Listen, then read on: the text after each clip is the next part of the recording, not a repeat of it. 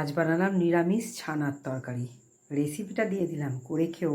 দেখো ছানা নিয়েছি, এখানে ক্যাপসিকাম, টমেটো, কাঁচা লঙ্কা, শুকনো লঙ্কা, এখানে একটুখানি গুড়, এটা কসুরি মেথি, এটা লবঙ্গ, এলাচ, দারচিনি, বাটার, আর এখানে একটু ছানার জল রেখে দিয়েছি। কড়াইতে সাদা তেল দিয়েছি, সামান্য একটু জিরে দিলাম, গোটা গরম মশলা, শুকনো লঙ্কা দিয়ে দিলাম।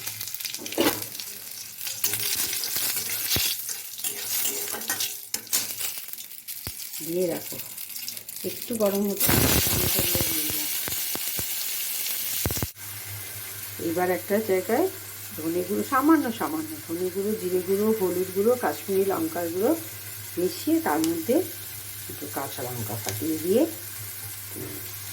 এই যে ছানার জল আছে ওই জলটা দিয়ে একটু গুলে নেব। এদিকে দেখুন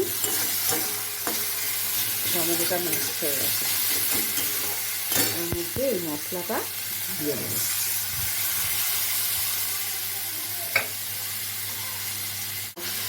এবার মশলা থেকে তেল ছেড়ে গেছে, এবার ক্যাপসিকামগুলো দিয়ে দেবো। এইবার ওর মধ্যে একটু মিষ্টিটা দিয়ে দিলাম। এবার এর মধ্যে ছানাটা দিয়ে দেবো।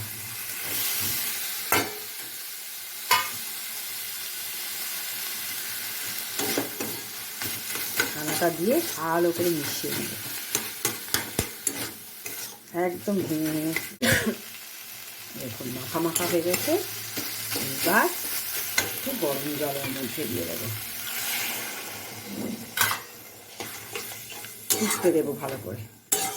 এবার এর মধ্যে একটু কাসুরি মেথি ছড়িয়ে দিলাম। এবার এর মধ্যে দিয়ে দিলাম বাটার।